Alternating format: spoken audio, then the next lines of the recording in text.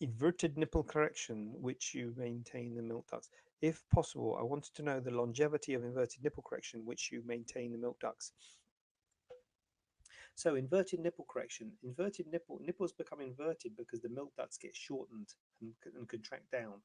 And the best way to treat it, well, there's different ways of treating it, starting from non-invasive. So the suction cup, you can put a suction cup, a Nipple device to suck it up and try and stretch those ducts.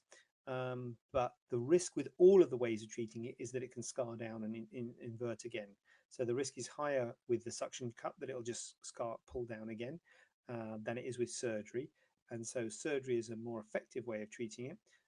But there's still a risk of the scars, the ducts scarring and pulling down. The best way to treat them and the least risk of it scarring down again is by cutting the ducts. But that means you won't be able to breastfeed in the future. Now, you might not be able to breastfeed anyway, particularly if you've got inverted nipples. You might not be able to breastfeed. But if you have inverted nipple correction by cutting the ducts, you won't be able to breastfeed in the future. But it's the most effective way of correcting it and the least likely for it to retract again. If you say, like, I don't fancy that, I want to breastfeed, then I would say try the Nipple device. In fact, you should try the Nipple device anyway, the suction cup, which you can get in Boots and other chemists are available.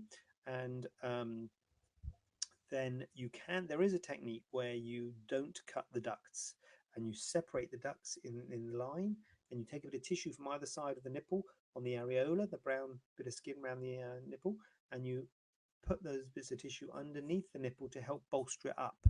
Now, the problem with that is that, first of all, it gives a visible scar on the areola. There's sort of a straight line across from the nipple, whereas when you do the inverted nipple correction by cutting the ducts, you can't see the scar at all because it's just a little tiny little nick at the base of the nipple.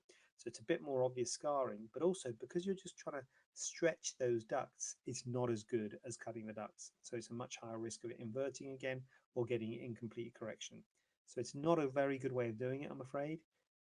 But if you're adamant that you don't want the ducts cut, that would be an option if the suction cup doesn't work.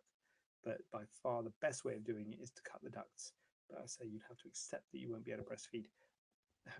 Although, as I say, you may not be able to breastfeed anyway, but you definitely wouldn't be able to breastfeed if you had that technique.